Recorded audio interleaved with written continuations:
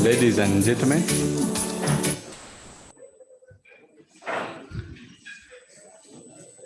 gentlemen, there is evidence that there is a very happy hour. I can see everybody is happy. So I'm calling everybody back. Please come back. Let us proceed with the more interesting aspects here, where we are going to see a lot of evidence on national policy regulation programs. We are going to see methodological issues. We are going to see the role of the national operations guidelines on savings groups. We are going to hear a lot of information on graduating to resilience projects by our panelists. Let me take the opportunity to invite the panelists for this session. I take the opportunity to invite our panelists to this session. This is going to be chaired by Fred Kindi and Dr. Fred Uganda. Yes. Our panelists, please. Our brother Babu from CARE, the programs manager, the programs director, CARE International. Please, you're welcome. The methodology on evaluation of women economic empowerment outcomes in circles and savings groups by Associate Professor Fred Matovu, but this is represented by Fred Matovu. The role of national operations guidelines on savings groups in paving a way for women economic empowerment by Mtatina,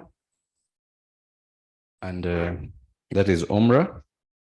Then graduating to resilience, a project, and this will be presented by Derek and Innocent of Avis Uganda. Thank you. All our panelists, you're welcome. We have about 15 minutes for each presentation. Then we shall react towards that effect. Thank you so much. Yes. Where? Down. Okay, I'm going to call him. Okay, we'll do it. Thank you. Fred?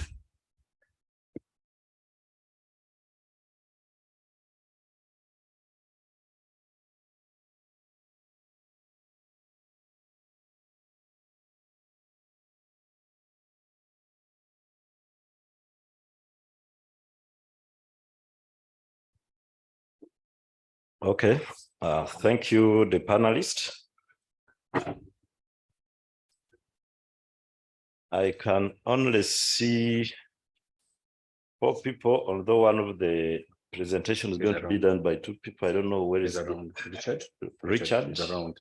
He'll be coming join the session. He's online. Oh, okay.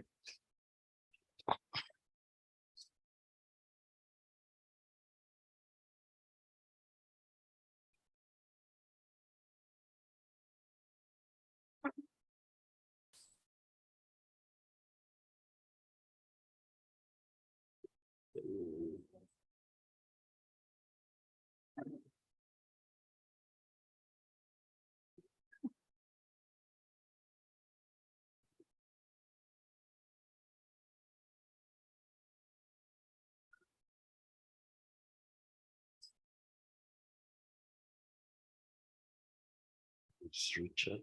Sorry, the online person is going to be in my presentation. Okay. Yeah. So that's the logic. that's the logic. Okay. All right. Thank you. Now I'm meant to believe that all our panelists are around. As we said, we have between 1.5 hours for this presentation. And I would request that every presentation will last 15 minutes. Then 30 minutes will be left for questions and comments from the plenary. Now, I would request that Have your mask off. they need my mask off.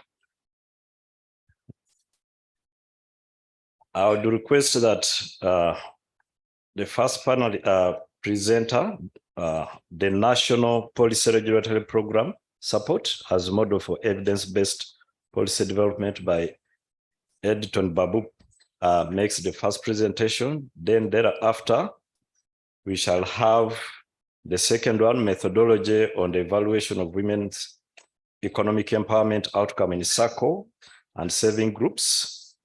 Then the third, we shall go like that in chronological order. And I think we shall let all of them present.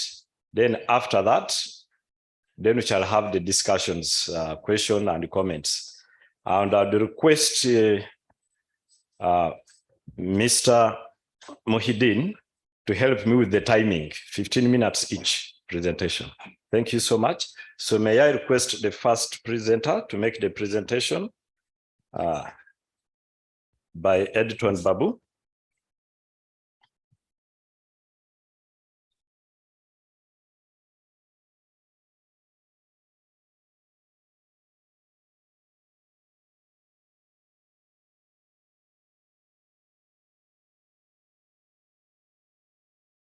Good afternoon, ladies and gentlemen. Happy New Year. I'm glad to be here straight from leave. So if my mind goes to sleep, just to know, I just came out of leave to do this. I am happy to present to you about the National Policy Regulatory Program Support Program, a program funded by the Bill and Melinda Gates Foundation, and whose aim was to catalyze, to create, to amplify, to be able to support women economic empowerment. So this project was implemented between 2020 and 2022 in partnership with the government of Uganda, particularly Ministry of Finance, Ministry of Gender, Labor and Social Development, Uganda Microfinance Regulatory Authority, also with Profira and Ipsos. It was a policy research project, and so we were able to support a number of research and studies on women economic empowerment. In total, I think we did 11 studies in different areas with regard to women economic empowerment. And this morning, I am sharing with you our lessons, but also on some of the insights that we obtained. We worked very closely with the Evidence Consortium, as well as the School of Women and Gender Studies, to ensure that most of the interventions we were having were gender transformative in nature. So the National Policy Regulatory Program Support Program was looking at mainly 3 areas. The first one was evidence. Sorry, IT is trying to support. Okay.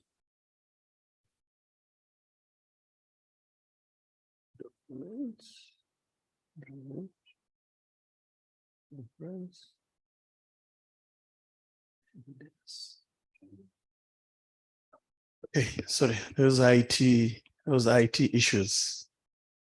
Yes, and so this National Policy Regulatory Program Support Program was targeting government to create appetite for government to develop an enabling environment for women economic empowerment at policy level.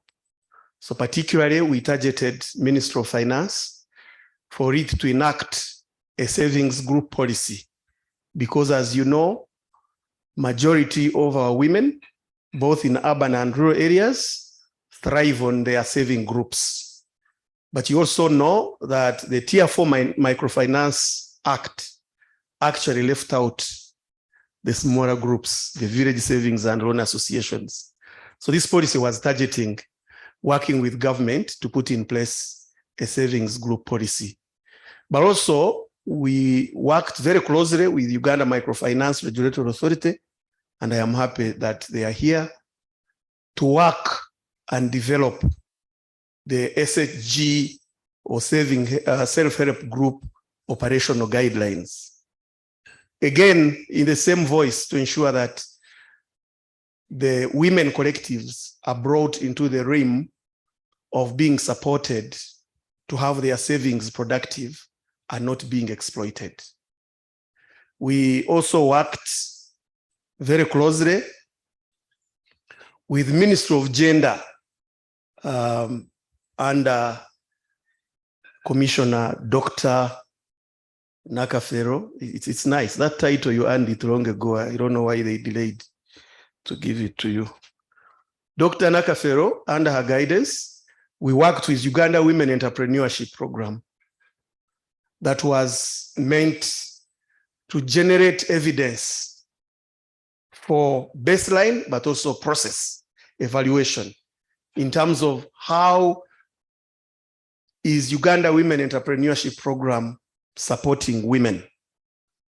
And so we carried out a baseline. We also did a process evaluation. We also supported a cost-effective analysis of Uganda Women Entrepreneurship Program, in addition to looking at the partnership. How is Uganda Women Entrepreneurship Program working with other partners, both public and private?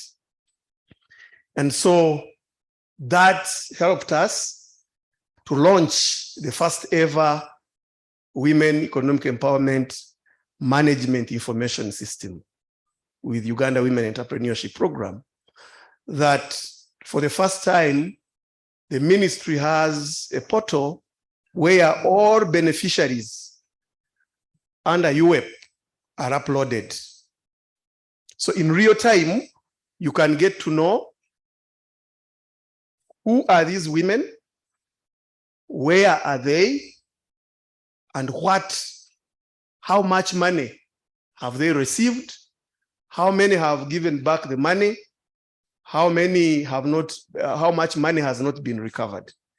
And we think that was a big milestone, because the baseline evaluation informed us that at times it could take up to 2 years to actually have a file approved from Kawera Maido to the Ministry of Gender to have a grant approved.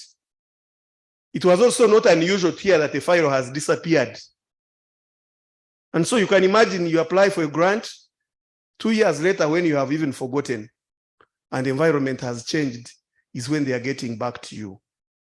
But that issue was solved because they now have an online system, albeit with some challenges. As you know, you have to equip, especially the community development officers at grassroots level, to be able to keep this system active.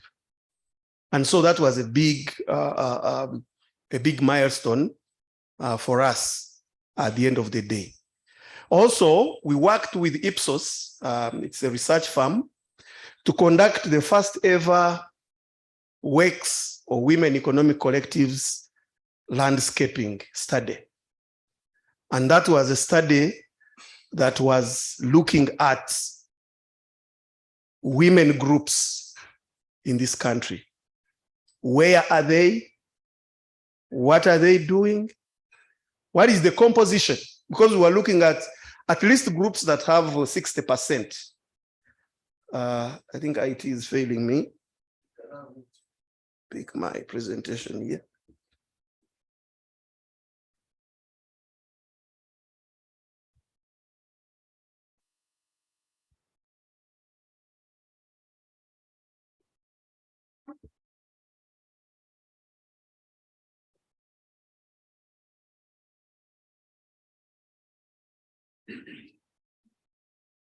Yeah, so the purpose for this mapping exercise was to provide a comprehensive baseline for women groups in this country. And so we worked with government. We comprehensively covered at least 3/4. I think we went up to 76 districts to map out women collectives, to understand where they are, what they are doing. In 4 districts, we did a mapping, a real profile of every group. We visited every group in 4 districts to really understand the dynamics when it comes to women empowerment collectives.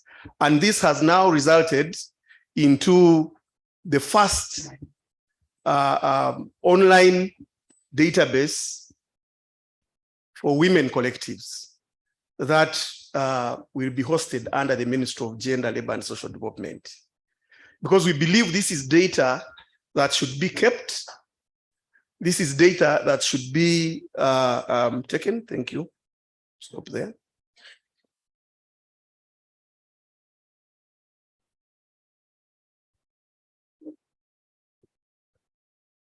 Finally, we are here.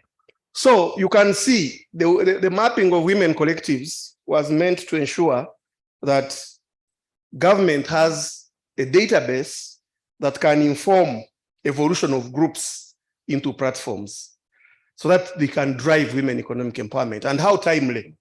Because I can confirm this data has been referred to during PDM formation, EMIOGA formation, but also the GROW project that is being supported by World Bank. And we ensured that this process was all involving. We had a technical working group that was chaired by the commissioner herself, and different government and non-government entities, academic institutions, private sector were involved in this process. We had phases. We had an inception where we did a countrywide stakeholder consultation. We did phase 2, where we did both primary and secondary data collection, and phase 3, where we processed this information and have been able to disseminate using different channels. This is this followed a detailed methodology, including obtaining all approvals from the relevant organs, so that this is data that is reliable, that can be utilized. And so both qualitative and quantitative methods were used. And so in a nutshell, you can access this information and read the detailed report. But as you can see, the map, this is the distribution, the current distribution of groups in Uganda. And you can see Western Uganda is slightly leading with 28%, followed by Central at 27%, and then Northern at 21%. So that's the geographical distribution. So you can see there are more groups. And as my colleagues will be presenting, especially on generating evidence on Profira, they will tell you that even when it comes to circles, the purification of circles, this is the distribution. And in total, we were able to profile close to 200,000 groups, and more information can be availed. So this data is very critical for us to begin building a living national level database on women economic empowerment in this country, so that we do not lack data, we do not lack evidence. I remember one time participating in a process that was meant to support women with disabilities, and we were challenged to produce data. It was very hard. It was very hard to come up with data on women with disabilities in this country. And so we hope that this categorization and this method will be utilized. Like I said before, we've worked on the savings group policy framework under Ministry of Finance. This was supported by Makerere University Business School as the lead consultant. And it also conducted a countrywide consultations, data correction. And so MOOBS also now has a big database of actually savings and circles in this country as a result of this exercise. And I'm happy to note that government, specifically Ministry of Finance, is in the process of actually finalizing a savings group policy framework for this country. Why? Because for us, we know that in the groups we sampled, in the groups we tested, more than 60% of these groups are comprised by women. So they are the majority. And so anything in that space is something that we need to look critically at. I will not dwell much on that. The result of this data was the issuance of the SGs guidelines. As you can see, the Ministry of Finance launched those guidelines, and my counterpart is here to tell us how far this has gone. But this was directly a result of the National Policy Regulatory Program support, evidence collection, and working with partners. So now we actually have this, the self-help group operational guidelines in place, whose detail she will be able to tell us. I said earlier, we actually supported the baseline process evaluation studies under UEP 2, and were able to train over 350 district officers from 176 local governments. The different local governments trained on how to use this system. And we hope that going forward, like Madam Commissioner has said, we are going to now, based on supporting this, to be able to increase the system. We worked with Profila evidence under evidence generation. Particularly, we did the Women Economic Empowerment Outcome Study and validation of gender measures that my colleague is going to talk about in detail. This was also supported by NPRP with very interesting findings in terms of composition, in terms of women in business, what are the hindrances, what are the social norms that are inhibiting. We have detailed reports. Ladies and gentlemen, it is very important that when this data is generated, is actually disseminated. A lot of times we collect a lot of information and it gathers dust. As NPRP project, we had very wide dissemination. As you can see, we used social media, we used mainstream media, television, newspapers, different learning forums, the WEE Advocacy Coalition, the East African Learning Collaboratives, the Uganda Academy of Sciences. We made these presentations widely accessible so that they can be adopted during the different entities. But we also produced, and we are in the process of publishing. So we've not published, but we were able to produce some of the materials. And so we have very good packaged information. Again, we've worked with the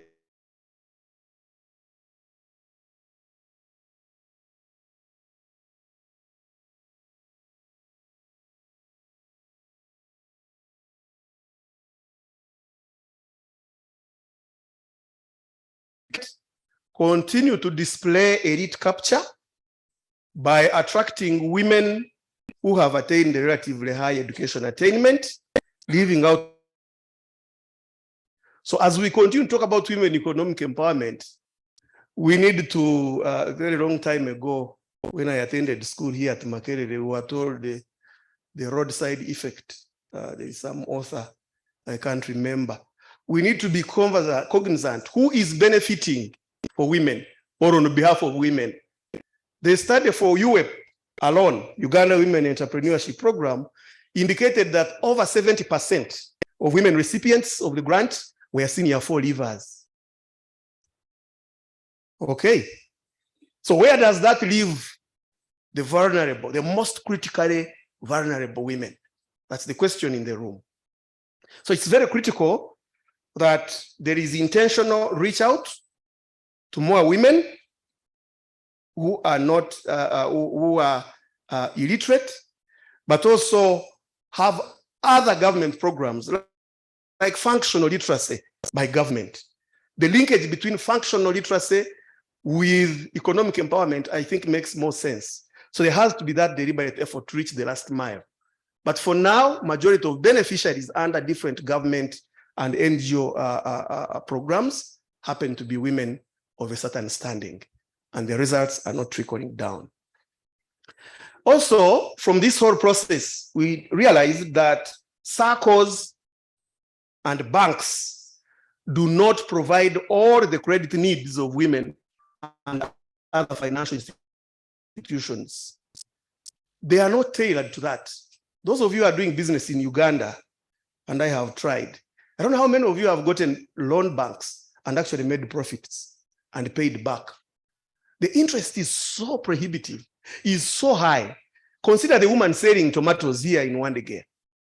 If you cannot do it, what makes you think that this woman will borrow? If you've noticed,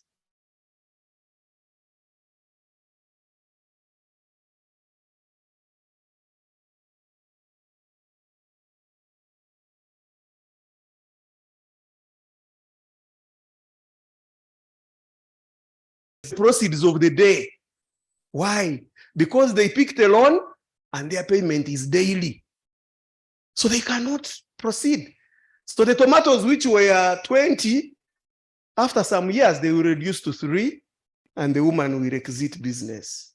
So government has to make a deliberate effort to invest in an apex bank for this kind of women, for community saving groups. And I think the whole PDM conceptualization should be able to help us have tailored products for emerging women that are micro, that are small, for them to be able to transition. We need to implement a national registry of groups, which is the Women Economic Empowerment Database, that it can guide investors, it can guide all new people that are coming in the WEE space. We need to keep it active. And we set a precedent. We are working with Ministry of Gender to transition this database on women collectives so that it can be an alive document. It can be an alive system that researchers, that other people can get. We need to promote synergies among different social protection measures to create social protection systems. The lack of coordination in both government and private sector is so huge. So you find the social protection for elderly is not talking to the youth program, the SAGE is not talking to the other. So you cannot even profile. You cannot know if this is the same woman you are dealing with that is elderly, that is also getting money from community-driven development and others. So we need to really be systematic, be organized and profile so that we are able to target these women if we are transitioning them. And then we need to invest in digital literacy for these women as an enabler. We know that ICT has come to stay. So how do we enable women to participate in this digital revolution for them to be able to harness the proceeds? And finally, we need that standardized way of gathering group data with basic descriptors, the group name, year of formation, number of members, facilitating actors, location, who are the promoters. And we need to therefore empower the local government to be able to do this. As we talk now, the community department is a center for almost everything government. So for you to think that they are going to sit down, process this data, report it, is too much of a work. But we need to empower this office.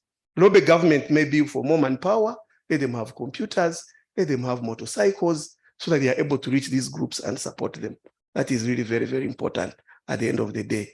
And this will be able to help us to continue in this revolution. So ladies and gentlemen, we know what it takes to execute and translate evidence into practice. Winning organizations consistently excel at translating information into business value. Particularly,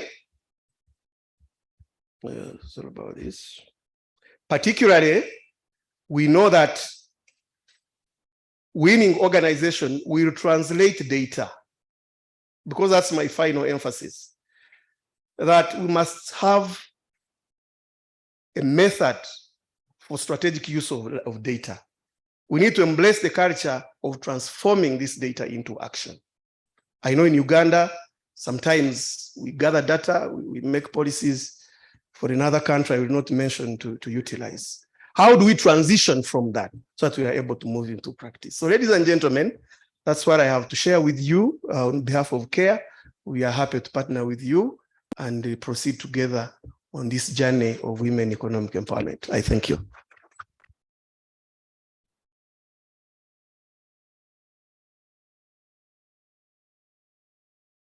Thank you so much, the first presenter. Now we are going to have the next one, but I'm informed that Mr. Richard Sebagala, who is online, will present last on the online platform. Now I'd request the next presenter on the topic, the role of national operational guidelines on saving groups in paving way for women economic empowerment, to make his presentation.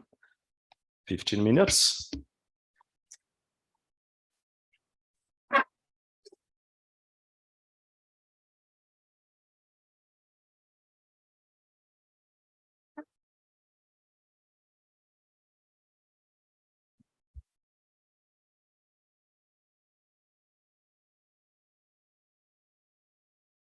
Good morning. Is it good afternoon, ladies and gentlemen?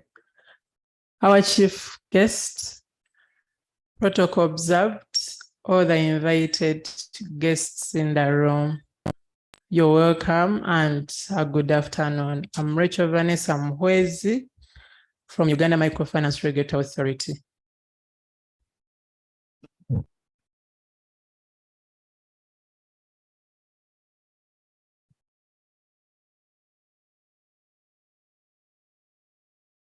The presentation outline, we shall have an overview on UMRA. I'm very conversant. Most of the members here in the audience, you might not know what Uganda Microfinance Regulatory Authority is doing. Introduction of the national operational guidelines. We shall see the objectives of why these guidelines were formulated. Then we shall see the process of registering savings groups, that is self-help groups. We shall look at the governance and management issues. We shall look at the financial stability and share how to make mechanism. We shall also look at women's economic empowerment, the role of these guidelines in women economic empowerment, and a conclusion. Uganda Microfinance Regulatory Authority drives its mandate from Tier 4 Microfinance Institutions and Money Lenders Act 2016, which provides for the functions of the authority, including but not limited to licensing, regulating, and supervising Tier 4 microfinance institutions and money lenders. UMRA is a government agency under the Ministry of Finance, Planning and Economic Development. The category of Tier 4 microfinance institutions include the SACCOs, the non-deposit-taking microfinance institutions, self-help groups where the savings groups belong, and the money lenders. Bank of Uganda oversees the Tier 1, Tier 2, Tier 3 institutions, commercial banks, credit institutions, and the deposit-taking microfinance institutions. Then the docket of Tier 4 microfinance institutions falls under Uganda Microfinance Regulatory Authority. The introductions of the self-help group guidelines that were issued in my previous, the previous presenter mentioned and had a picture where we issued these guidelines, where the Honorable Minister at Media Center issued these guidelines, and they will take effect from 1st January this year, 2023. The application and scope of these guidelines is stipulated under Section 99, which mentions all the self-help groups and saving groups belong under this section. The objectives of the operational self-help group guidelines: to assist the self-help groups or savings groups to establish a financial stabilization mechanism for the SHGs. As you are all aware, you can be in a group, even the elites, you mobilize your savings and the committee members decide to take off with what? Your monies. So we want to establish that financial stabilization mechanism, promoting a fair and equitable practices by setting minimum operational standards. In these guidelines, we outlined and even attached how a constitution for a group should look like, to increase transparency in order to inform and empower members of the group, then to foster public confidence in the SHGs. All the promoters, the development partners who have been supporting these groups, we did not have guidelines in place, but we want to thank Belinda. Bill and Melinda Gates through Care International. They supported the development of these operational self-help group guidelines. The registration of the saving groups.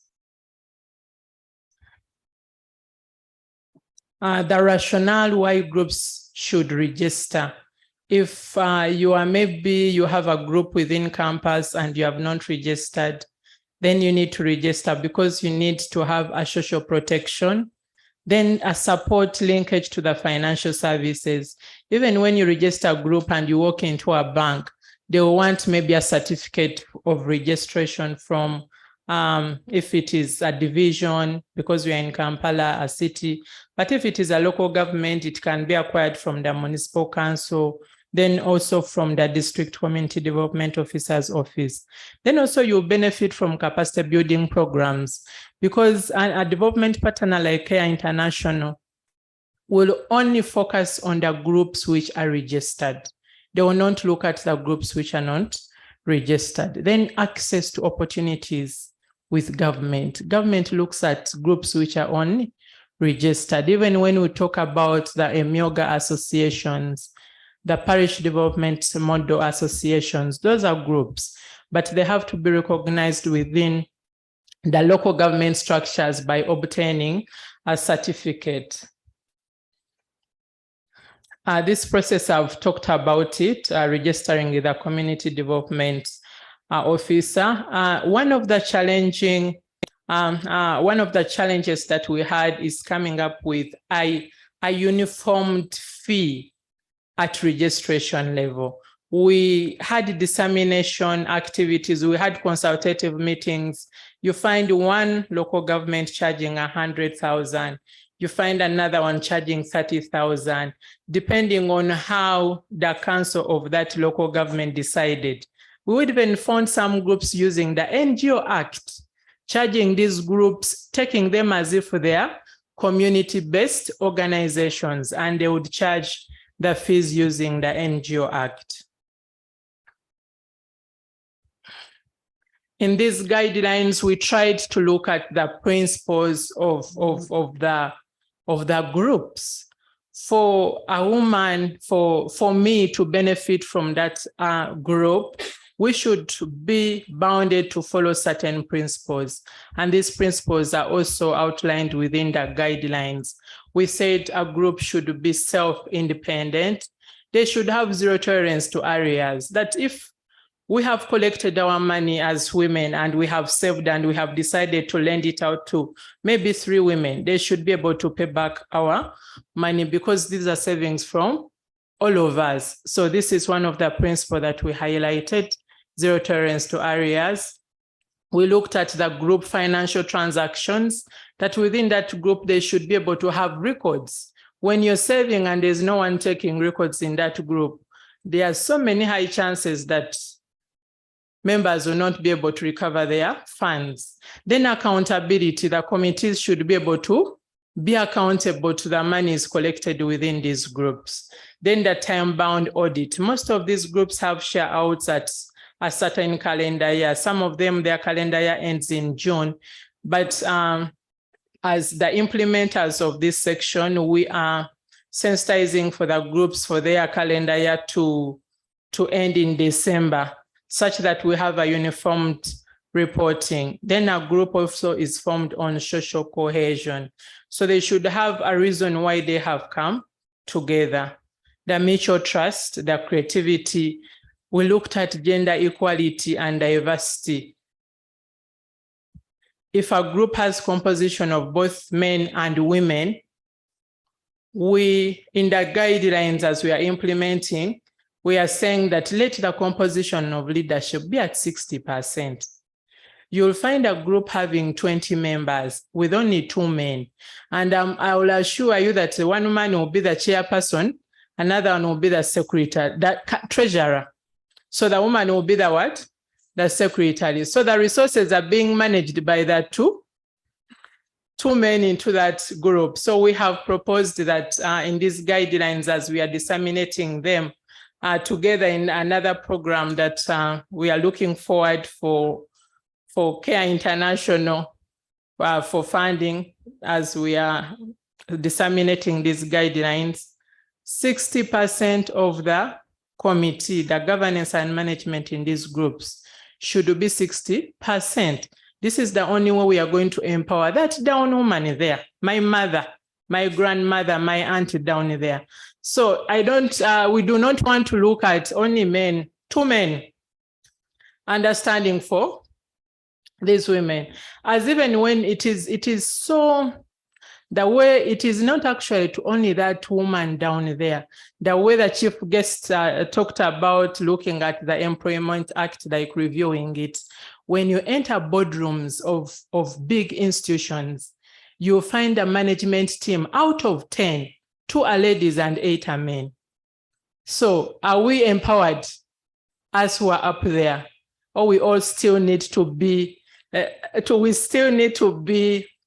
brought on board?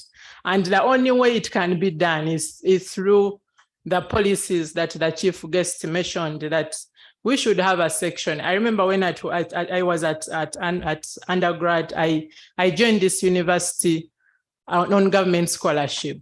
And I believe because of that girl points that the university attached, that a girl should have extra points, I was able to join on government sponsorship. Can we do it also in the Employment Act, that at least management of institutions, we should have a composition of women?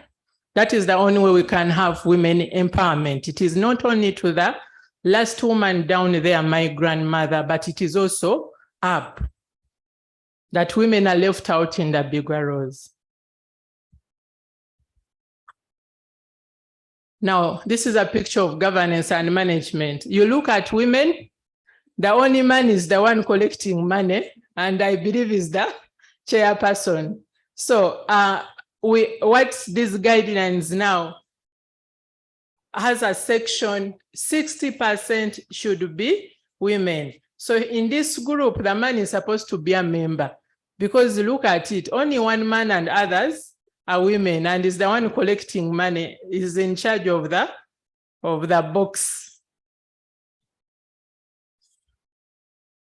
So in the guidelines, we have the financial stability and the share out mechanism.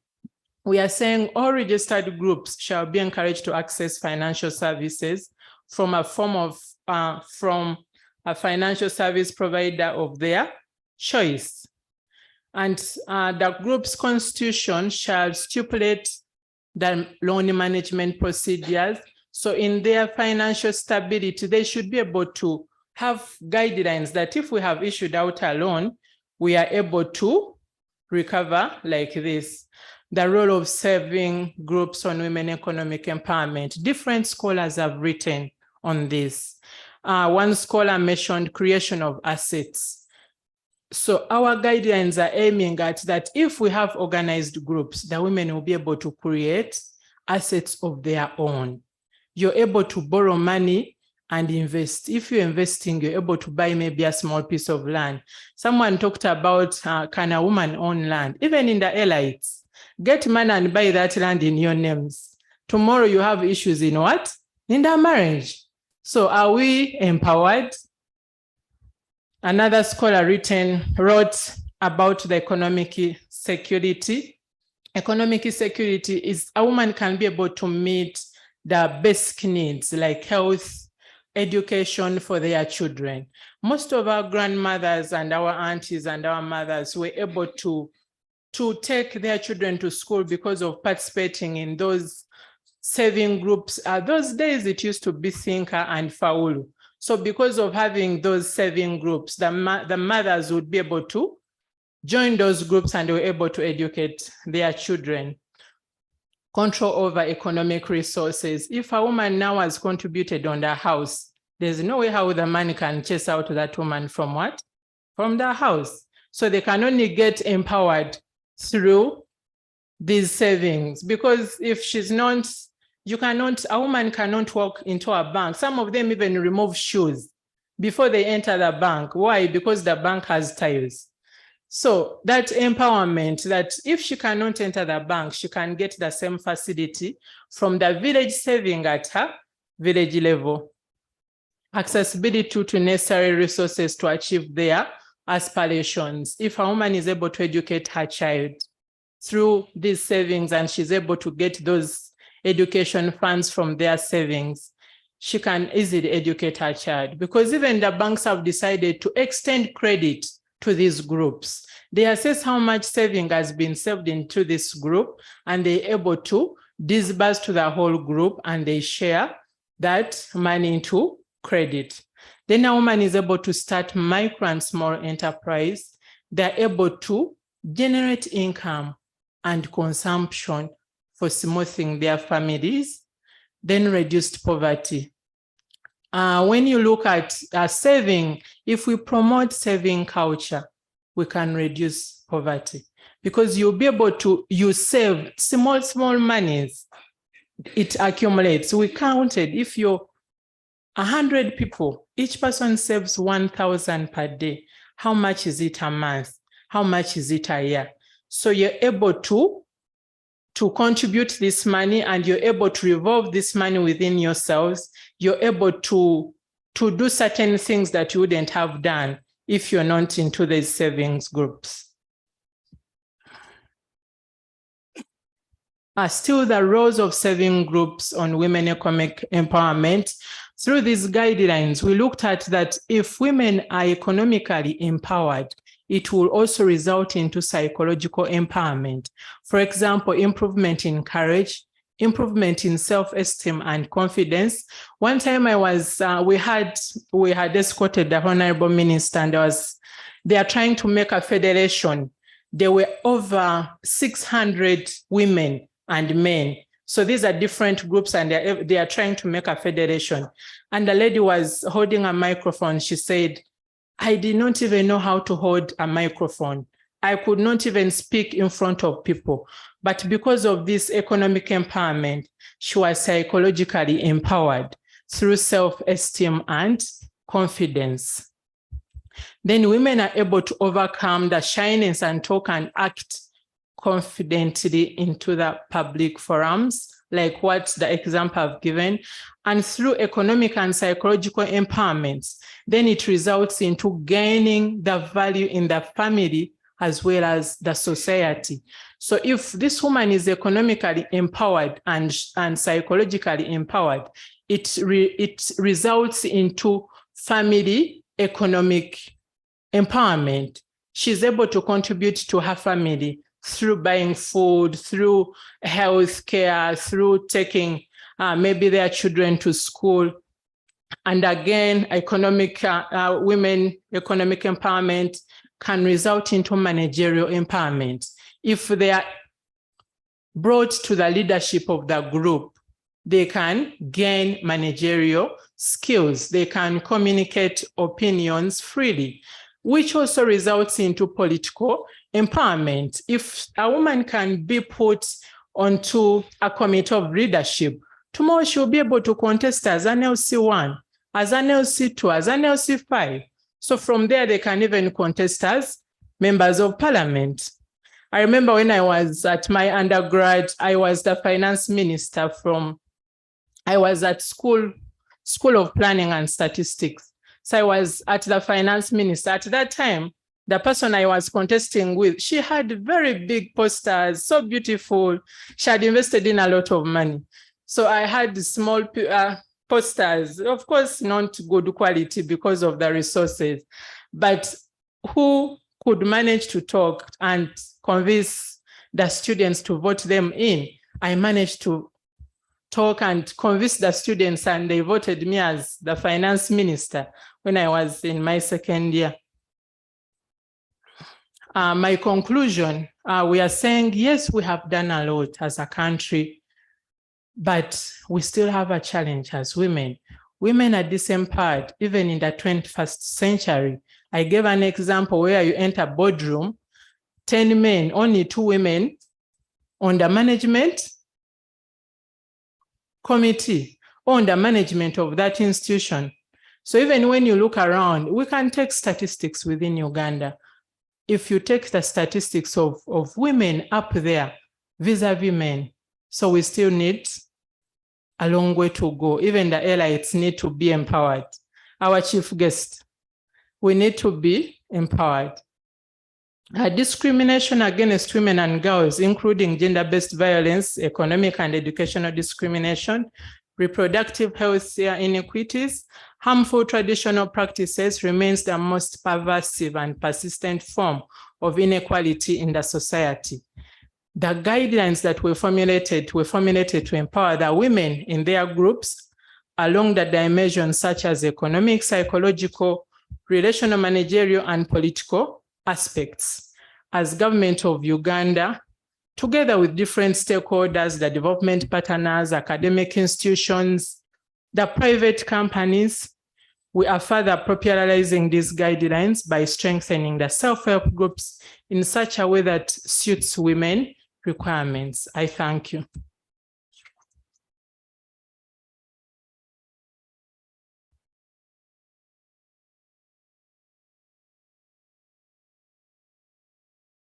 Thank you so much, our second presenter. So as you take up your seat, I would like to request the third presenter to come. And I'd also request the IT person to be preparing the last presenter online platform. Mr. Richard Sebagala will be coming last after the current, the person going to present next. And this is Mr. Derek Aaron Sibirwa and Innocent Chunyai. The topic is the Graduating to Resilience Project. Thank you so much.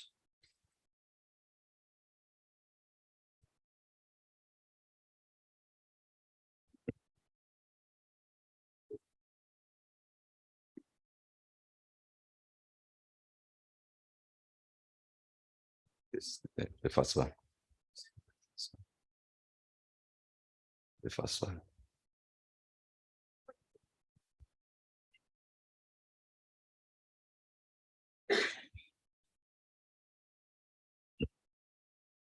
Yes, good afternoon to all.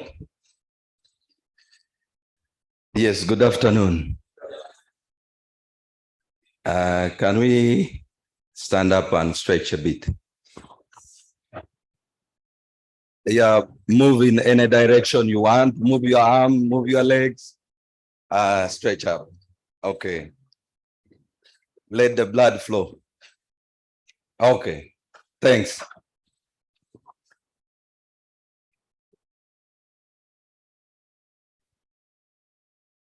Yes, I'm by the names of Innocent Chunyai.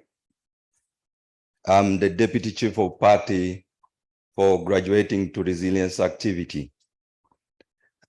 And I'm here to present with you with Sibirwa Derek, who is our research and learning advisor for the project. And we are very grateful and delighted to be here today, being invited by Evidence Consortium to share some impact results from this intervention. Graduating to Resilience is funded by USAID, Bureau of Humanitarian Assistance, as a 7-year project, which started in 2017. with the design, pre-design phase, making sure that studies are done, research are done to inform the intervention. Graduating to resilience is aimed at working with extremely poor households, both refugees and Ugandans, graduate them from condition of food insecurity and fragile livelihoods to self-reliance and resilience. The model is aimed at piloting and testing 3 graduation approaches because the implementation is being done in 2 cohorts. Cohort 1 was basically for research. We did a randomized control trial where participants were divided in 3 different treatments so that we can study the most cost-effective approach of graduating extremely poor refugees in Uganda. This particular intervention is a woman plus approach in that for you to be enrolled in the program, there must be a woman in the household who is economically active or can be made economically active. So that is basically the enrollment criteria for anyone to participate in the activity. We are targeting 13,200 extremely poor households. I would call it women because the intervention for you to enter, you must be a woman or a youth to actively participate. So we were sharing 50-50% of refugees population and then 50% the host community.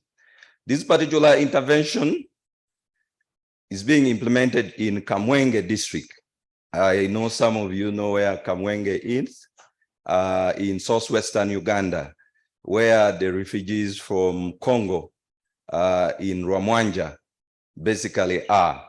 So we were working with them to ensure that we improve their food security status and also improve their economic status in terms of household having access to income, having access to assets, and increasing their assets base through the graduation approach. And then basically the interventions focus on promoting livelihood activities, promoting financial inclusion through bank linkages and through the saving groups that our previous presenters have been taking us through. I was listening to her. I realized that we were following almost similar methodologies and approaches for empowering of the VSLA groups.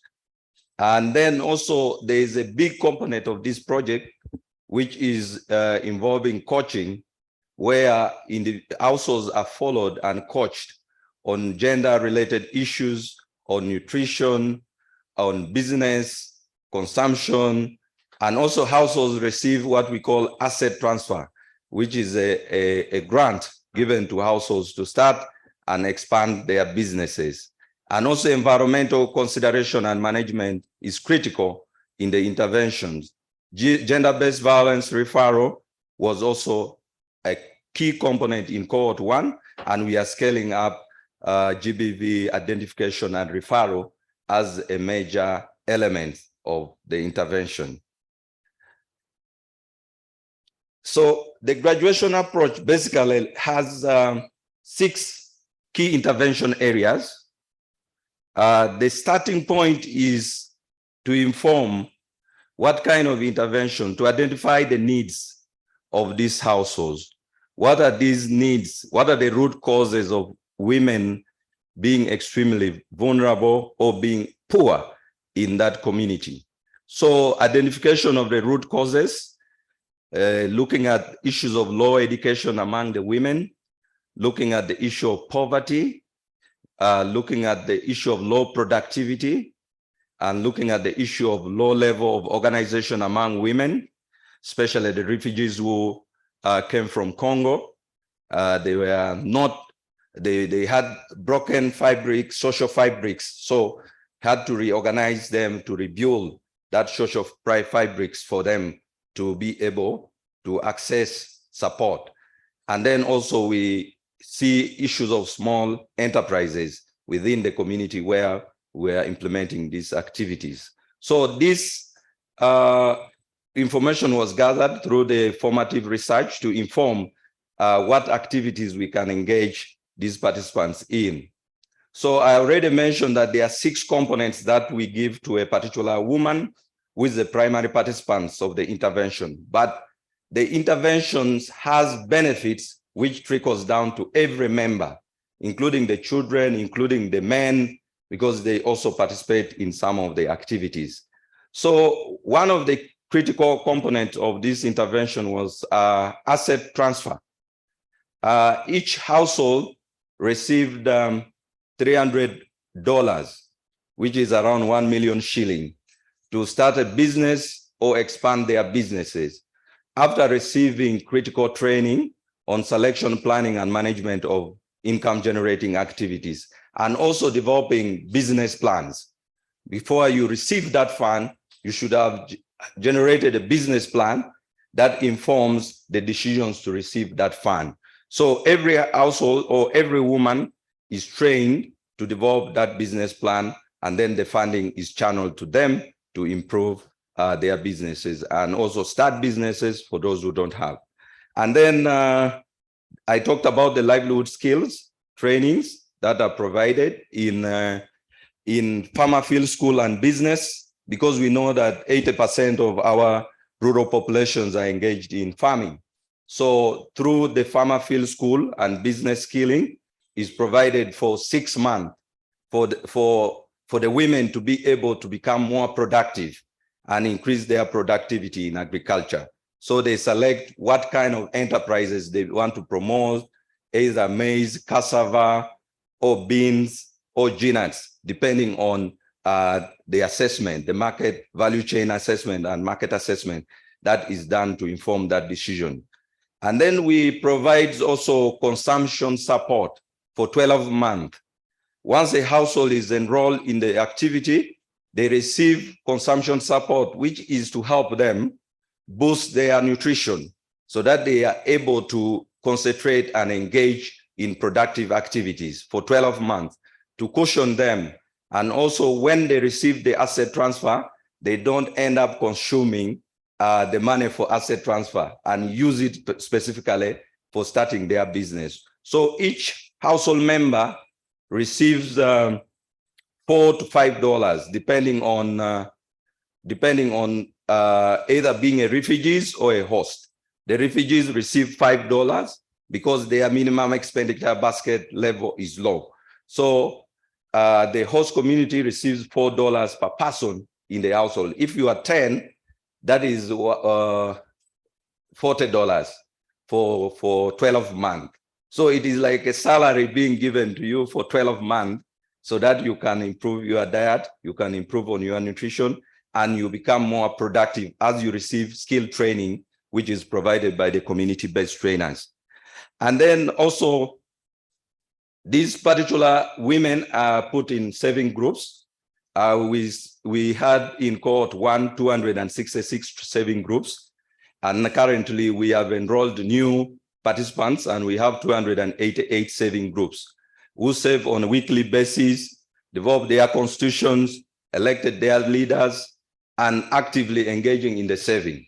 So our saving groups has 99% of women because the youth who were primary participants to be enrolled were few, and most of them were women who are participating in the activity. So even the leadership of the saving groups are 99% women. They are able to make decisions.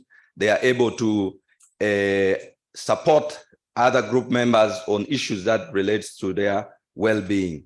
And also the saving groups also gives the platform where women receive additional sensitization on gender, on nutrition, on other elements that aims at improving the well-being of the entire households, including goal setting through the graduation. What we call the graduation map is a tool that is held at a household level for planning by this particular woman. You hold it And every week you update it and set goals around food security, around saving, around business, around your self-efficacy to ensure that you achieve those goals and achieve resilience at the end of the project implementation. And then also we are working with the banks to ensure that there is financial inclusion, there is financial linkages, women access loans and credit opportunity with the bank. So we are facilitating that roles of taking the banks closer in the community where we work. And then we have referrals, and then lastly, coaching. This is basically the main activities we deliver to the participants. And I'm requesting Derek to come and give us some of the results of these interventions. Thank you. I request Derek to continue. Thank you all.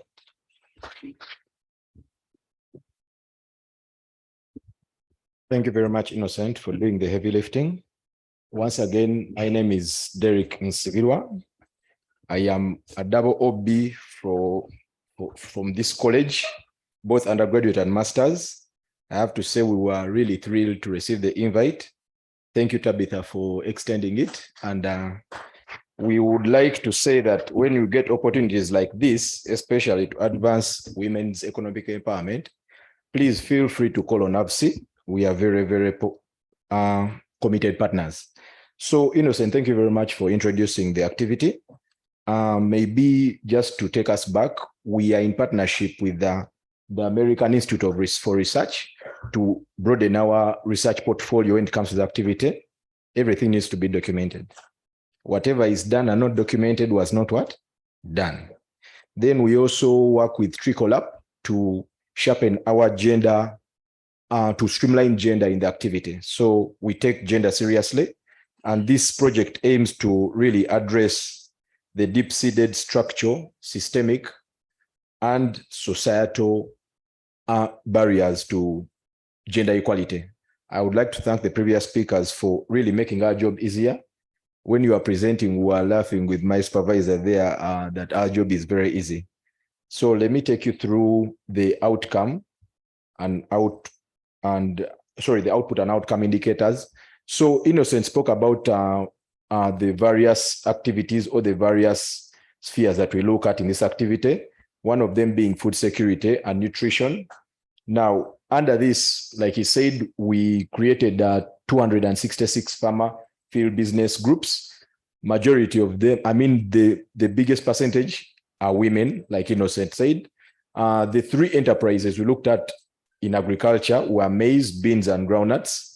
This was very strategic because they offer a multitude of dietary, remember those things we learned in P4, proteins, minerals, carbohydrates. So we looked at a balanced diet to ensure that women who work and their households also farm and save some money that would have been taken to the market through consuming what they grow and selling the surplus. Would like to announce that these groups, out of these groups, 82% passed the maturity test. Now, these groups are also the same groups that save. You will see in the later slide. So this means they are mature financially, they are mature in procedural mechanisms that the Constitution, and they're primarily headed by women. So from it's the chair lady, the secretary, all the records are maintained by women. This is to prepare them for further leadership roles in their community and society. And also we have seen that they are actively involved in plebiscites and on all elections and voting in their societies and the communities. Now, also under this, we ensure that the agriculture is climate and environment sensitive. Why? We aim for them to be sustainable. We're speaking about land. Women till the land, majority of the land is tilled by women. But it won't make sense if the woman only tills the land for 10 years and doesn't leave anything for her children or anyone whom she's taking care of. So we consider environment protection very, very important. And as a project, we have incorporated a lot of these things in our implementation. So as you can see, over 10,000 hectares are under improved practices. The already spoke about the group majority, the group maturity.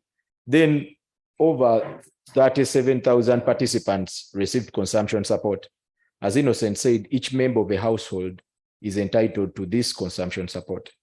Refugees get $5 and the host community or the Ugandans get $4. As you know, this for the refugees, they kind of find it hard. They don't have roots here. So that extra dollar is to make their life easier as compared to the host community. Then 71% of the household found that met the acceptable food consumption scores. What is this? We categorized food in 3 categories: GO for carbohydrates, GROW for proteins, and GLOW for minerals and other food categories. So not only do we ensure that they meet their needs financially, but also dietary.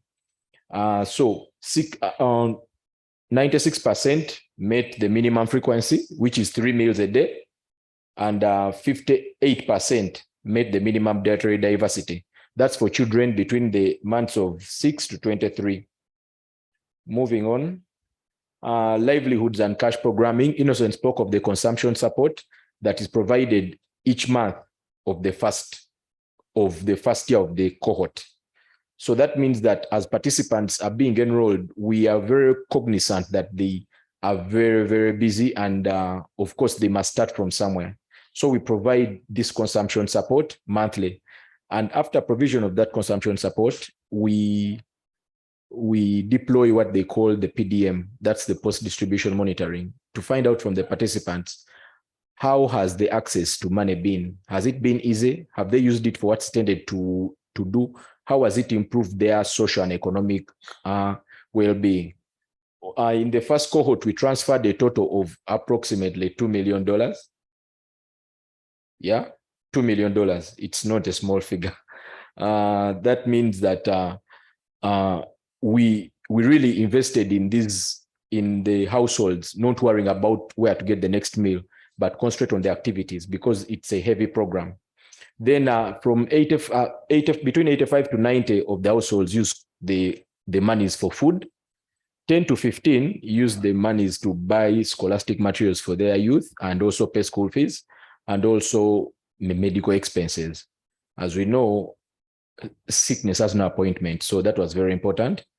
Then we also did asset transfer we also forwarded $300 each at the end of the cycle. At the end of the year, so that these households are able to open or expand existing businesses to improve on their income. Now, this is important. Why? Very many times when people start businesses, their businesses are their only source of income, which makes growth of the business very, very difficult. So for people with existing business ideas, we injected some little bit of money as startup capital.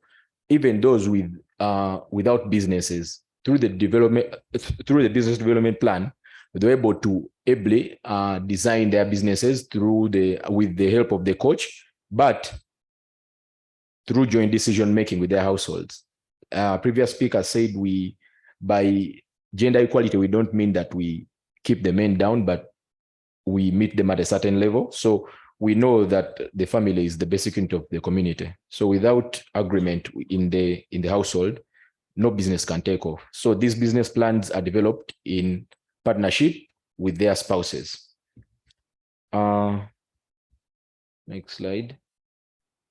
Savings and financial inclusion. Thank you very much to the previous speaker. I think your presentation was spot on. And also, my superior Innocent spoke of how our groups follow all the guidelines that you stipulated, and we borrowed this from CARE. CARE, thank you very much for the investment in those guidelines. I think they are very important. First and foremost, women in leadership and management is very important in these groups. Second of all, these groups improve the saving culture. They improve the saving culture in what way? We even realize that some consumption support, some of it, the balance is used to save in these groups, I think, which is a positive thing. Then also these groups opened up avenues for borrowing money. We as well know that these communities are very prone to loan sharks who charge extraordinary interest rates. So these groups save the participants from engaging those loan sharks. So they have quick access to loans, but also there are avenues to going to mainstream banking, as groups are currently being registered and digitized to ensure that they open up accounts in main financial institutions.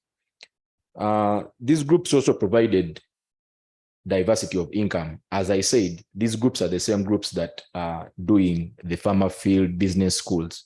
So these groups invest chunks of their money in leasing more land to plant more crop, which is very, very important. Last, in the output data, private sector and market engagement. As an activity, we hosted a market event once every cohort. During this event, we invite different sectors and different players, financial institutions, telecommunication, produce service providers, agriculture input service providers, to network and communicate with the activity participants. Here we cut out the middleman who normally inflates prices, or yes, he or she inflates prices. The English language is very, very sexist. They call it middleman, but there are also capable ladies to perform that role. So we cut that out to ensure that the participants get direct services from these institutions, and also institutions who are vetted for quality. And all of them had to have a license and some kind of guarantee that they will provide quality goods and services to our participants. This provided effective route to markets. As we know, a client is on, a buyer is only as good as the market information they possess or the knowledge they have about the market. This also ingrained sustainability, as these groups, though graduated, they kept in touch with the providers of these services. Now, Innocent spoke of coaching as our fundamental activity. Coaching knits the whole project together, the whole activity together. All of the asset transfer, linkages and referrals, consumption support. The coach is there to ensure that the primary participant, the lady, is very, very, very hones her self-efficacy to ensure that they can comfortably make decisions about their future. Not only that, but set goals that they can follow. And we have very many tools like the River of Life and the map that he spoke about. Women track actively and keep records of the decisions they make, the expenses, the savings, all that, with the help of the coach. And also, Innocent did allude to this, but majority of our employees are female, though they are very engaged today. So you are stuck with me and Innocent, but they are female because they have that gentle touch with the project participants. So in summary, those are results of coaching. 3,227 households were coached individually. That is AM1. Then 1,576 were coached in groups. There are very important statistics down there. 88% of women reported high efficacy from this coaching, and 94% of the married women participate in spending decisions in their households. This is some of the qualitative data that we collected. Both female and male participants noted that through coaching, they were able to gain knowledge and skills around joint decision making, saving, planning, most importantly, conflict management and negotiation, to negate any opportunities of GBV from spiraling out of control in the household.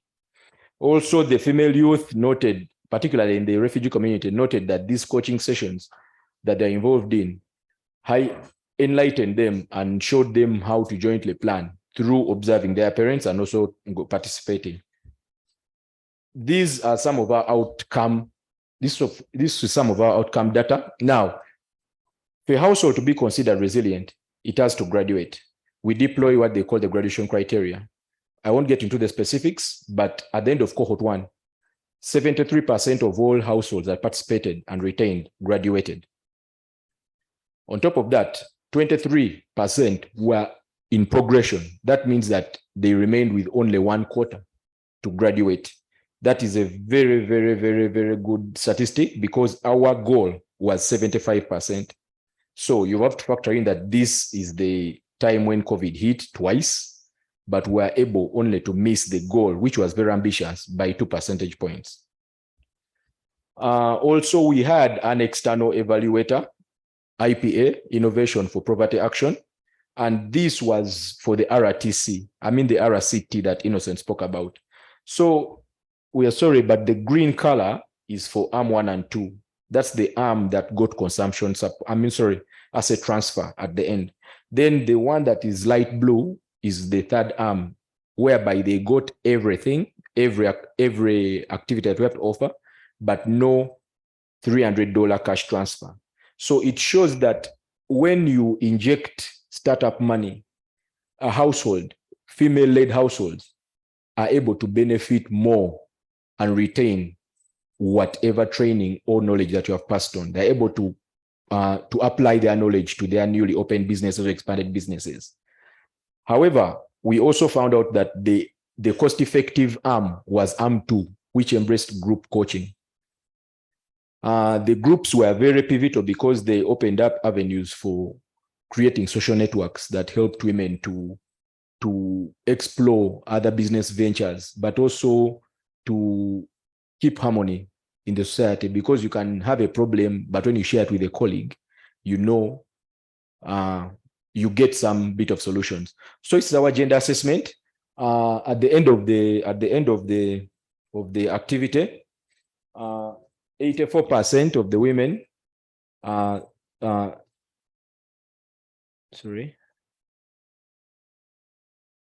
Yes, 84% of the women disagreed that decision-making was only a man's responsibility. So they knew that a woman has to be involved in decision-making. It's not only a man's role to make these decisions. Then also they disagreed that men are good, only men are good, women are not good negotiators. So we saw an evolution of, what did they call it? Attitude amongst these women. They improved, their self-worth was improved. So these results are also in the report. I'm mindful of time. Gender indicators. The blue ones are refugee, the orange is host. Sorry, I can't see very well on my computer. But 96.8% of the refugees, of the women participants reported an increase in self-efficacy. Then 97.9% of the host participants reported increase in self-efficacy. 96.3% of the refugees reported increased decision-making in their self-earned cash. So we had speakers saying that sometimes women make money and they give it over to men to make the decision. Sometimes go and buy me land, but the land is in the man's name. So 96.3% of the female participants in the refugee community reported that now they are confident enough to make those decisions themselves. And on the same indicator, 90.7% in the host reported their increased decision-making, their self-earned cash. Importantly, 97.8% in the refugee community reported that now they jointly make decisions on using the spouse self-earned cash. So the husband earns some money and they sit down and they make decisions for the betterment of their household. And on the same indicator, 90.2% in the host reported the same. Then those who found GBV less acceptable. Now a speaker said that culture is normally, it evolves slowly, but we're able to achieve 60% of the participants saying that now GBV is less acceptable amongst the refugees, and 33.1% in the hosts, they found it less acceptable. So key learnings, group coaching is effective. Why? I spoke of the women's networking and support groups and experiential sharing in whatever they do, be it economic or social. Then the most significant activities that were identified as important in betterment or in promoting self-efficacy amongst women was coaching, savings, and asset transfer. These improved resilience and contributed to them remaining resilient even after they have exited the activity. Then the family approach. Family is the basic unit of the community. So women were appreciated that even though they were the primary participants and they were the point of entry, our active involvement of their spouses and their children made life easier because the spouses knew that the lady is away from this time to attend coaching. That means that some of the household activities and the responsibilities I have to onboard. Then the refugees took longer to catch up in graduation, but they caught up at the end. And so it can work in every context. That was the conclusion. You don't have to be host or refugee. Then dropouts will happen. And majority of these dropouts, 22%, were women choosing to go back to their home country, which is normal and which is what we want. We host them, but if they feel the need and the confidence that now they can be able to tackle the issues back at home, they are entitled to move on. Then adaptive learning. We spoke about research or implementation being informed by evidence through collaboration, valuing the participants' opinions, acknowledging their context, that it's not easy. Then sharing the journey and cooperating with relevant stakeholders across the board, local government and everyone, development partners, enabled us to achieve these outstanding results. And also enabled us to share them with you. As I told you, we are very excited to share this with you. As I summarize, that's one of the statements made by a man in an FDG we held, whose spouse is participating actively in this activity. Thank you very much for your time. I hope I haven't gone overboard. We will discuss in the plenary.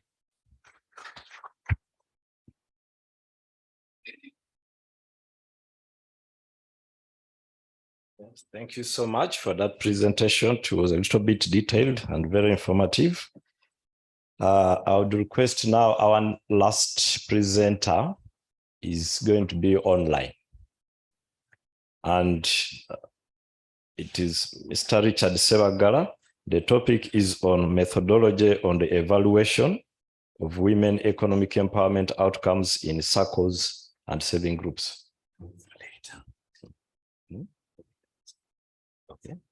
Okay.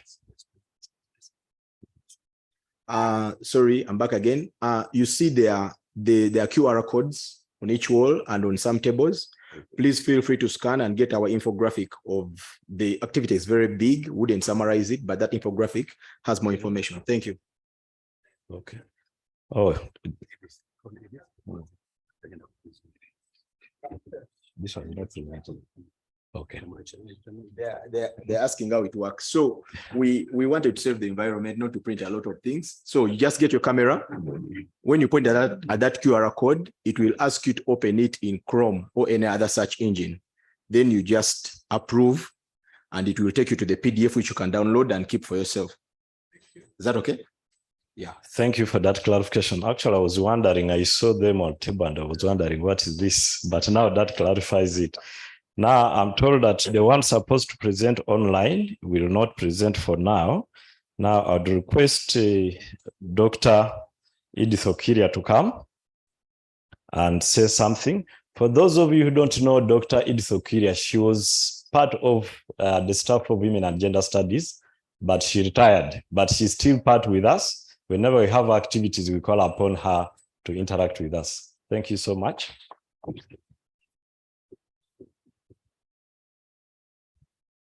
Thank you very much. Good afternoon, ladies and gentlemen.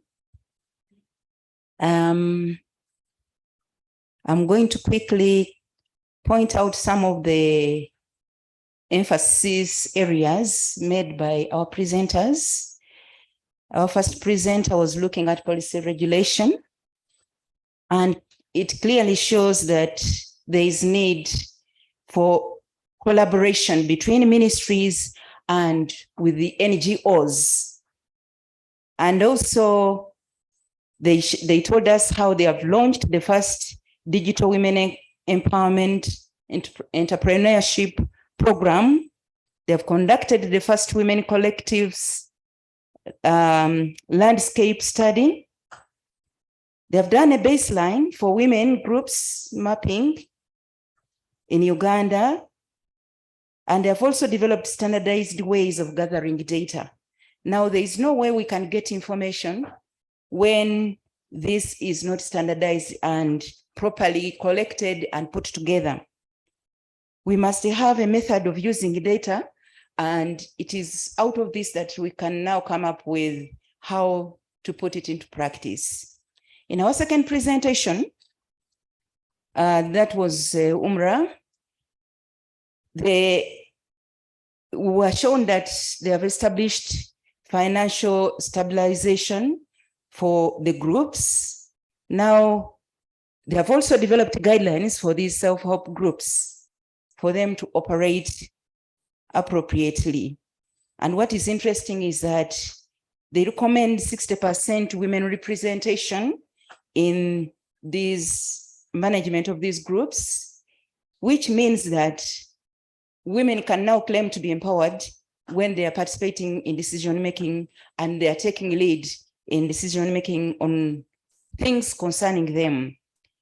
They also, in this presentation, they showed us that women are still disempowered despite the achievements we've got so far. And I think even our keynote address speaker mentioned this. This is still work in progress. So we shouldn't be discouraged, but we are making some steps. In our third presentation, we saw that the objectives to improve food security and nutrition in the refugee settlements and the communities where these refugee camps are, and also to improve on the economic status of the people. And they use different interventions, which includes environmental conservation and also GBV. I happened to do a study in Ramwanja and Chakatu refugee settlements. Actually, we're looking at GBV and with the AHA, you know that organization? So this is gender-based violence actually is one of the problems these people experience. And these people are using the graduation approach and women empowerment, and they took us through that. Of course, they have income generating activities. So, and also livelihood skills that they give to these people to be able to support themselves. And they talked of the consumption support, which is meant to boost nutrition. And here also we saw that 99% of women in these savings groups. So here women empowerment surely should happen because the women are in the lead, are in control. And also they talked of the cash programming and savings and financial inclusion. Again, here, they showed us that they inject money into this program to help females to benefit at household level. And it has helped women actually to benefit, but also to bring about harmony in their households. Remember, gender-based violence is a problem. So this injecting in some money has helped. And here, women have to be involved in decision-making, not just at the household level, but also at community level. So basically, I would say that is my summary and yes. Now, having said all this, we are opening up this session to discussion of the presentations which have been made. If anybody has comments, questions, they are welcome. Thank you so much. Yeah, since you said that, I have one question. As one of the person who was sharing, I give myself the privilege to ask the question, especially to the last presenter. I liked your presentation, although time was against us. When I saw the indicators, the gender indicators, I noted that apart from there was the host indicators and the refugee indicators. Now, apart from the host where there was increased self-efficacy, but the rest of the indicators were very positive for the refugees. They were slight better than the host. So I want to find out what explains that slight difference. Thank you.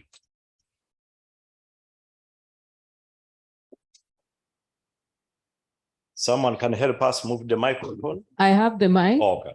And my question goes to Innocent. Thank you very much for that excellent presentation. I noted that part of the inclusion criteria is a household having a woman who is economically active. And my question to you is now, what happens to these households with critically vulnerable women? Thank you.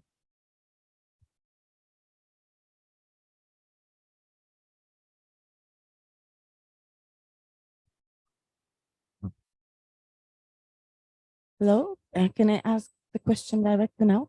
Well, thank you. My question is also for, actually following the project Graduation to Resilience. And I was wondering if in the project you were also following potential conflicts or tensions between households that became part of the project and those which were for different reasons out of the project, so not receiving any support. Thank you. Thank you so much. My name is Carol Nyangoma Mukisa. I'm a student at Gender. I'm doing masters in gender in my first year. And my questions first, I want to question the gentleman from WEP. Number one, you said that you trained 350 district officers. Many times we develop the skills of these women in the field, but do we avail them with the gadgets and the resources to facilitate the training? So when these district officers were trained, what did you leave with them? Have you tracked the impact that has been created so far? And secondly, the materials that you printed out, I realized I saw so many magazines and all that. Since you are on the grassroots, I realized that some of these materials, most of them say, are in English. Can these women understand this dialect? Do they have the materials in the local languages so that they can be able to understand whatever has been put down? And also, one of us raised the issue of the circles not being tailored to the needs of the local women. So I think Vanessa from UMRA, has this been incorporated under UMRA so that whatever has been tailored should be addressing the needs of the local women? Also, you gave us a picture that was so interesting, where the gentleman was the one controlling the women and the women were just seated around her.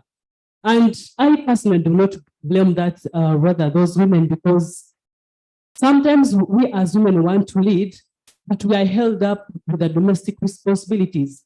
Sometimes we are, yes, empowered, but we are held up. So we need to apply these three mechanisms that I've actually learned from my gender class, economic and gender class. And these are three. That is, we need to recognize the economic, the unpaid care, to recognize it, and also the 3 R's, to recognize it, to reconstruct it, and to reduce the burden, so that when a woman is a leader and has left some work to be done at home, also the gentleman can be of help. Thank you so much for listening. Any more comments? Thank you so much for the panelists. My comment, mine is not a question, mine is a comment. Somewhere, I think it was Edton in the first presentation, around the policy recommendations. There's the very first one that stood out was the elite capture of the women's groups by the women seated in this auditorium that you have captured. I found that a little interesting. I think the language used is not very palatable, especially if it is the same women that you're talking about and the same women you're talking to advance women's empowerment. I think, like it was later presented, I recognize that the more educated women have a lot of presence. Because of what is embedded in what leadership entails at certain stages. If you're going to engage district leadership, if you're going to engage organizations outside the district, people need to communicate in English. We found this same challenge with markets, uneducated women having a lot of challenges breaking through. But what we need to appreciate is that there are some women, the elites, that we think are capturing these organizations that have mobilized tens of thousands of women into women's groups. I think at a certain extent, we need to appreciate, work around the language. The dominance, yes, but if it is captured, it gives a very negative connotation to what we want to achieve through these groups. Thank you so much.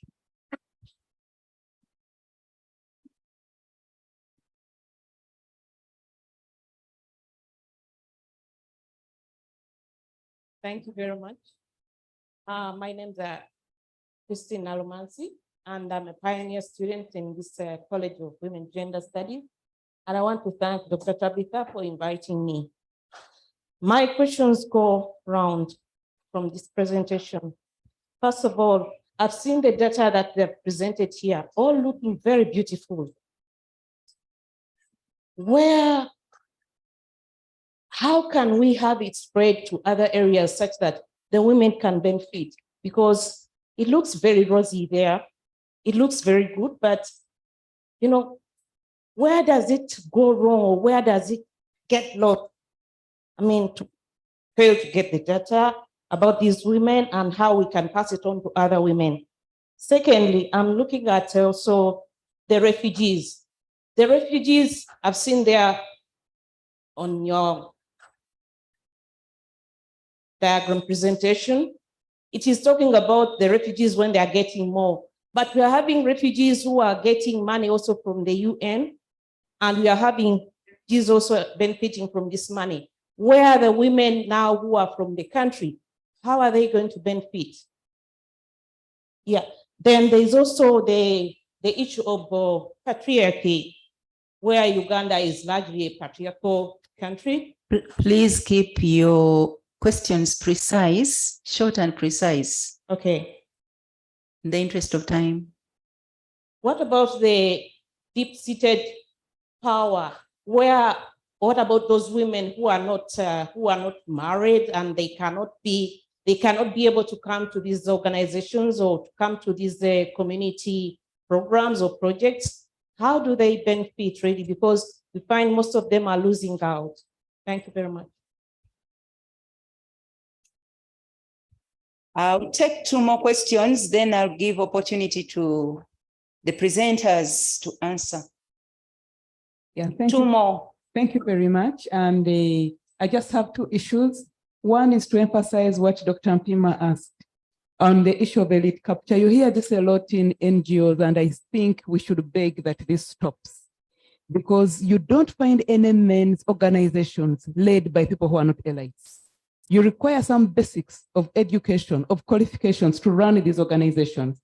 But this idea of having a stereotype that an African woman must be illiterate, must be ignorant, must be, so that when an educated woman is in this organization, then we problematize that, we vilify that as elite capture. I think that is some of the wrong, racist and sexist developmentalist language, which needs to stop. To head these organizations, you need certain credentials. And I think we should celebrate and promote more women to rise up and occupy those spaces, especially because there are no illiterate men heading those organizations. You are all elites. But that aside, I think also is as a continent, we're also beginning to age. There are issues of elderly people coming up.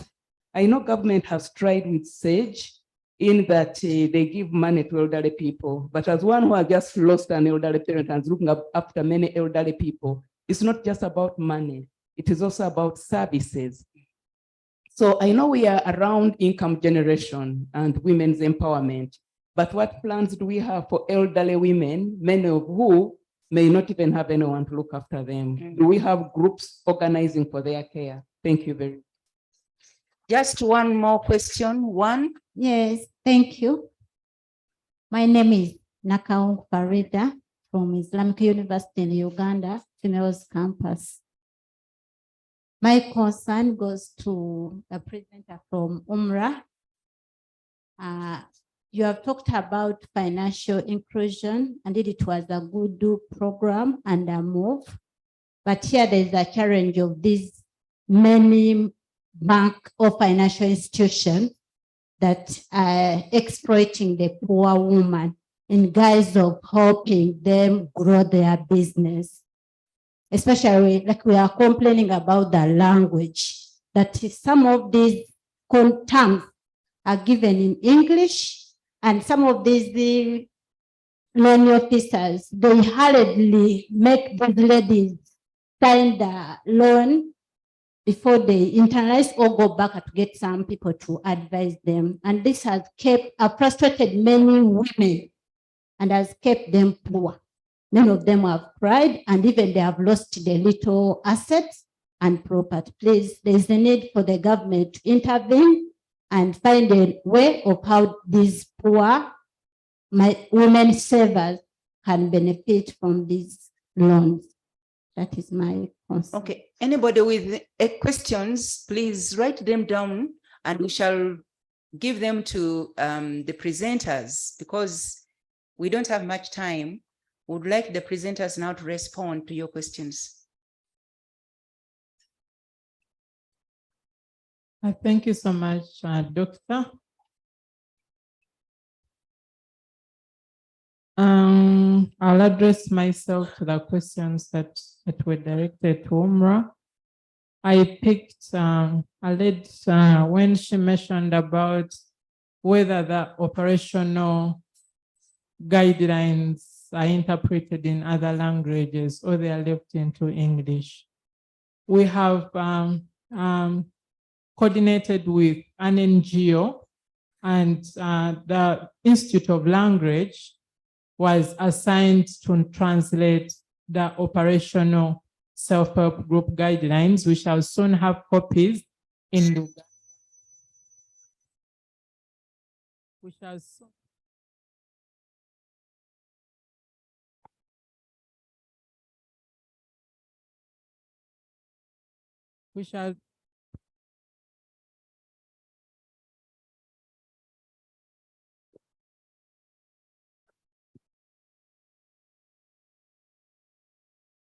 We shall soon have copies translated in Uganda, and this will benefit the people from Central. However, we are collaborating. They are trying to work onto their work plan to see that the guidelines are translated into other languages. So it will be able to benefit that last woman on the ground. Then someone raised whether the materials in circles are tailored to women. The principles of circles are member owned. So whatever is discussed is supposed, or whatever law that they come up with, it has to be decided in the annual general meeting, where the members of the circle participate into decision making.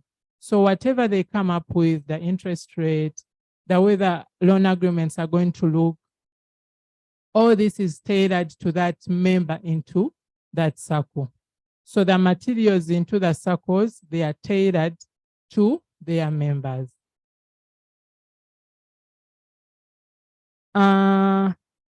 She actually mentioned about unpaid care, and that is I think that it would be going to our chief guest, unpaid care. I believe, or even me personally, I support it.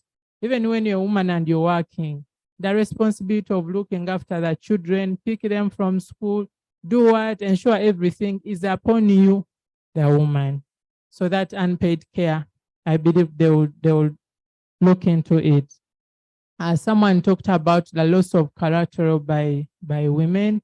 Yes, we have handled so many. At Uganda Microfinance Regulatory Authority, we have a complaints handling mechanism where we are redeeming people's property.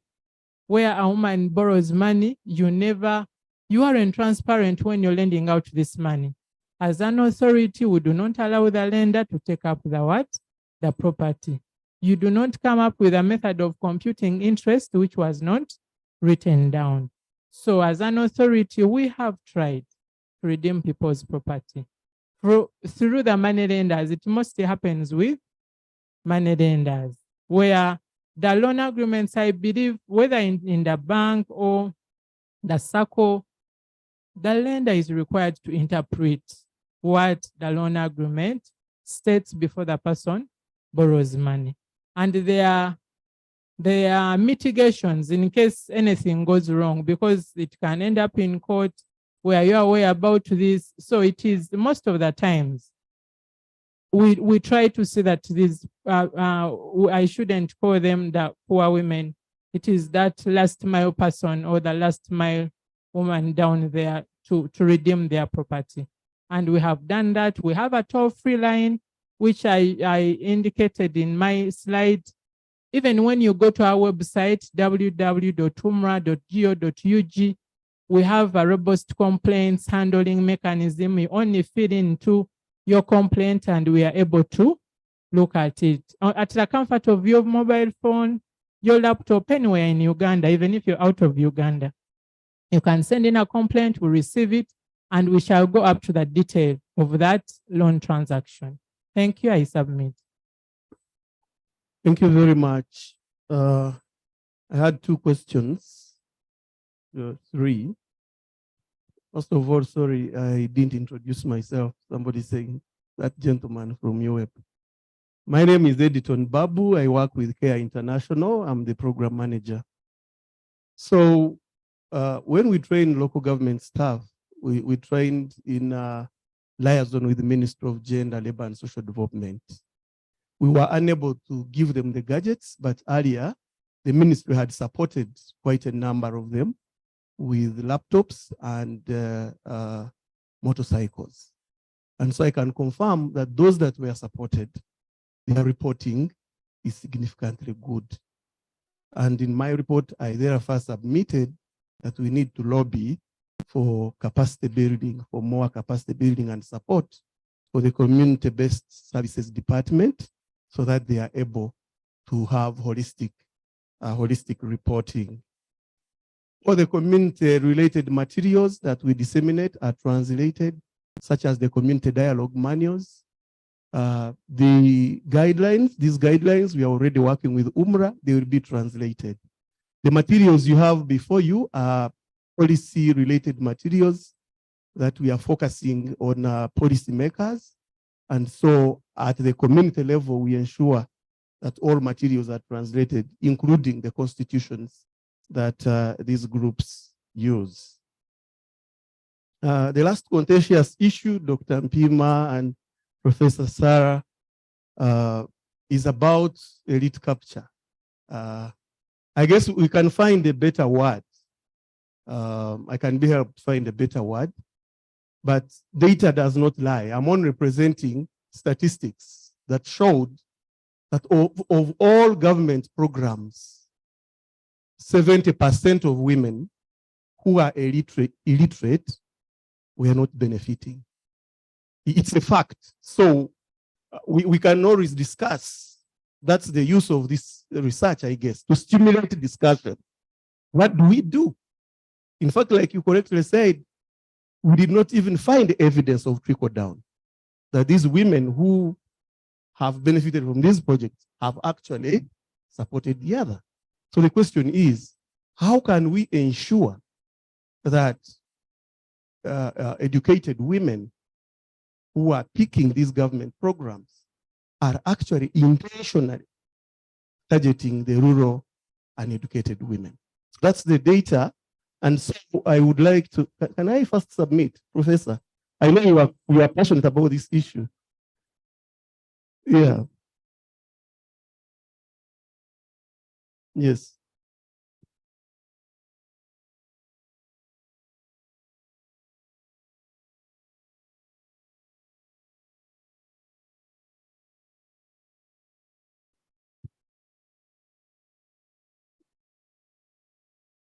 Exactly. Yeah. And that's the recommendation. You're problematizing the two. It's obvious. Thanks, Doctor.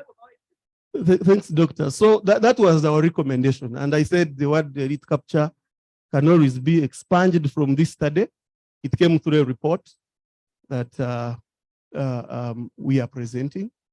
But how do we ensure that majority illiterate rural women intentionally benefit from government programs? That's the discussion really at the end of the day. Because at the end of the day, if we keep saying women economic empowerment, and we are not paying particular attention to a certain category of women, then we will get a challenge. For example, if you look at PDM, PDM is targeting women.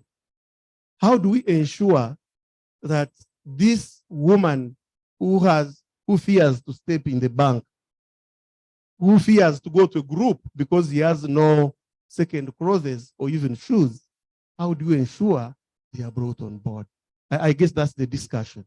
Then now the semantics, the elite capture words, those we can expunge from our records so that they don't sound sexist and others. But the debate is, can we ensure a trickle down to the very last woman so that we are leaving no one behind? Thank you.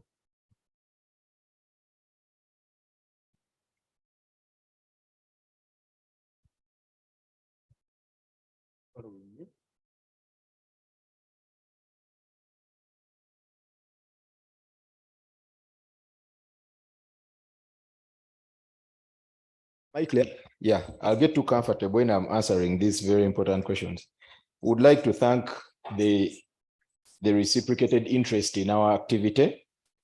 I got a couple of questions. There are a couple. So the first one, they required me to explain what an RCT is. So an RCT is considered like a gold standard for measuring an intervention. It's usually used in social interventions to measure the impact of that intervention on a particular group. So it's usually used in experimental research designs. So the researcher randomly selects subjects for a treatment group and a control group. Then interventions are effected on the treatment group while fighting hard to make sure that the control group does not maybe interrupt the treatment group to see whether the intervention is achieving its goals. So basically this is research methods. And I remember when I was doing social work, this was first year taught by Dr. Laban.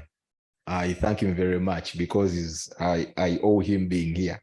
So that's practically it. So a randomized control trial just enables us to tailor our intervention better to make sure that the impact and the goal we set out to achieve is achieved.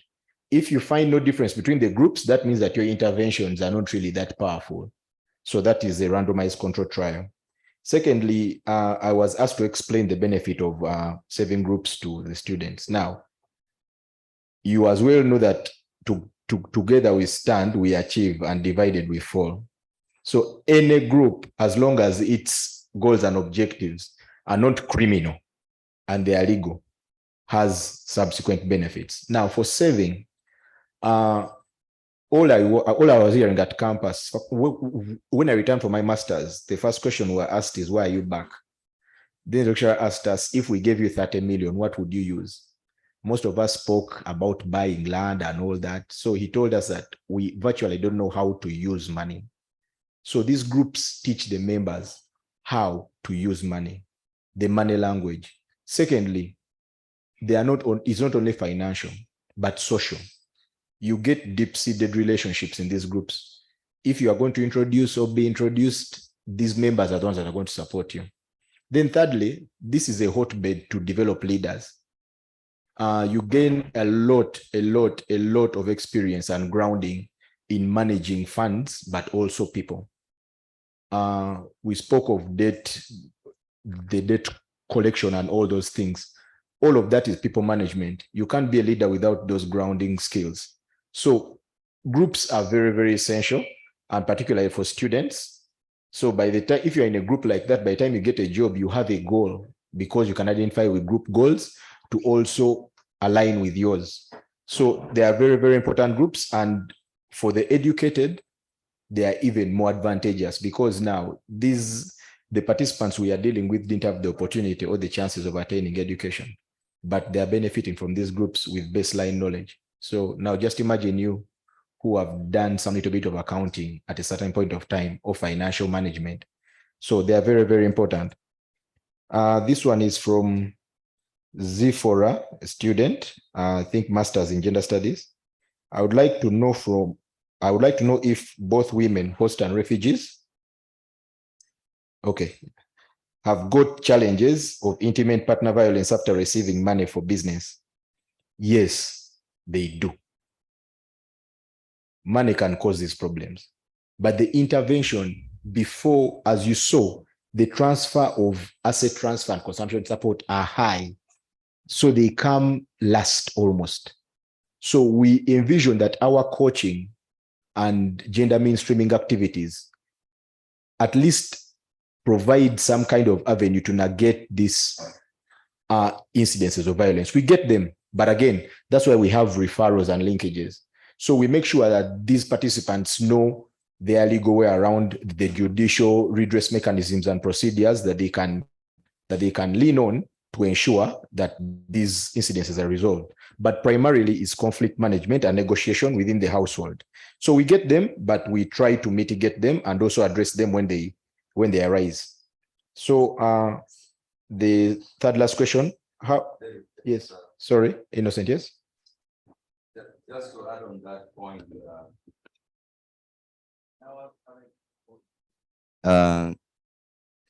we enrolled the new participants for cohort 2.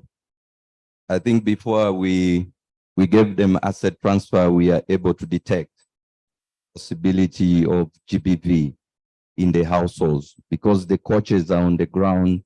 The coaches are planning together with the households to make sure that if there is any sign, the information reaches the decision-making body of the organization or of the project. We will held transfer for around 90 households, because there were signs and symptoms that GBV issues were happening in the households. So we hold that transfer for a period until there is agreement, decision is reached, and the GBV issue is resolved. That is when now we are able to transfer the money so that they can use it as a family, not as a woman alone at the end of the day. So the processes we take is a long process to ensure that we addresses those other issues that can affect the family relationship. Yes, let me give Innocent a chance to answer the questions running against time, but I think I have Mahoro here and the rest who didn't hear me answering their questions. We can meet at lunchtime. Then I go through the questions with you. Thank you so much for participating. This was really interesting. I can see people are ready to miss their lunch, but I'm afraid we shall have to stop here. It is lunchtime. Lunch is ready, but could you kindly let